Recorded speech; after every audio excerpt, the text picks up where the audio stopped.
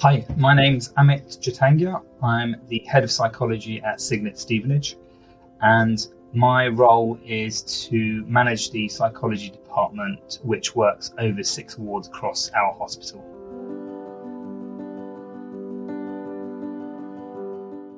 We're not a perfect service, but we are an improving service. And so, as a psychologist working across these wards, we have the opportunity to contribute to improving the quality of care. Moving from another organisation is likely to be quite a difficulty for individuals. I did it myself, and for me, it has given me the opportunity to be trained in therapies that I probably wouldn't have been trained in the past. Because we have 6 wards, it means that as a psychologist, we have the opportunity to work across the whole service, not just being involved in assessment and treatment, but it being involved directly with the consultancy aspect of our roles, being involved with the senior management team, guiding and supporting the entire hospital to achieve its aims, and essentially support our service users through what is likely to be a very difficult period for them.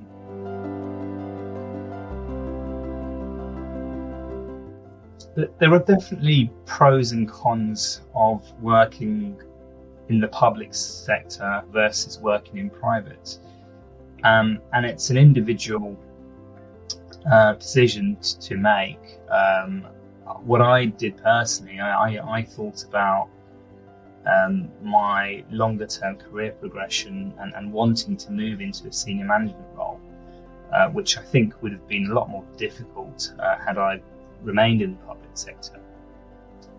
So the benefits you get working for a private service, I'm not saying they definitely outweigh the cons essentially, but there are lots of benefits that you get that you wouldn't necessarily get in the public sector. And so on an individual basis, that's been helpful to me. For example, you get access to a healthcare cash plan where you can claim back money for dentist appointments and other types of appointments.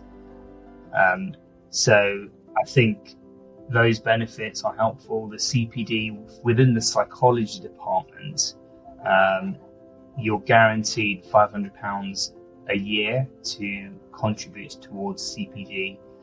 There aren't many services that will guarantee you that. So although it may not sound like a massive amount of money, the fact that it's been allocated in advance suggests that it is a service that will help you to progress in your career.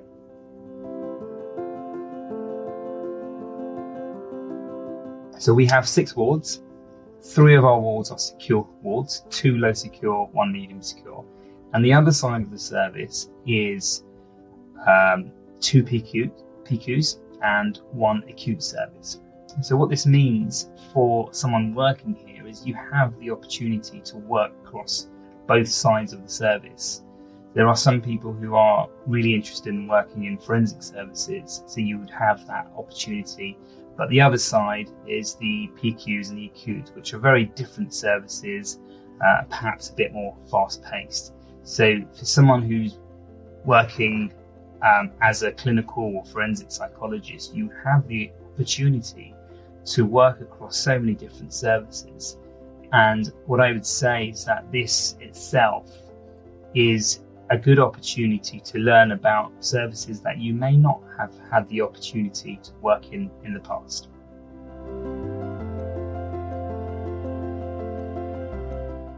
So if you were to take a role here, you'd be moving into a service that is slowly evolving and growing, and you'd have the opportunity to develop fantastic relationships within the psychology team, which runs extremely well. But also we work very closely with our colleagues in the occupational therapy department, social work department, and several other departments. It is the fact that we have developed good relationships with each other that enables the service to run well.